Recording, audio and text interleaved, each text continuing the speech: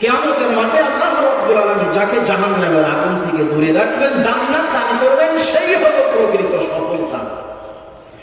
এই জন্য পৃথিবীর মুসলমান, দুনিয়ার মধ্যে এক সময় আমি ছিলাম চূড়ান্ত পর্যায়ের গরীব। আমার ছিল টিনের ঘর অথবা খড়কুটার ঘর। বৃষ্টি হইলে ঘরের মধ্যে পানি পড়তো। এক সময় আমি ব্যবসা করতে করতে বিত্তশালী হয়ে গেছি, টাকা পয়সার মালিকও হয়ে গেছি। আমার গ্রামে বিশাল চাকচিক্যময় বিল্ডিং আছে, কুষ্টিয়া শহরে বিল্ডিং আছে, খুলনা শহরে বিল্ডিং আছে, ঢাকা শহরে বিল্ডিং আছে, কোম্পানি ফ্যাক্টরির মালিকও হয়ে গেছে।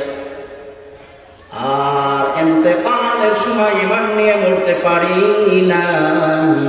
আমার রবের কাছে এই বান্দার চাইরা না দাম না।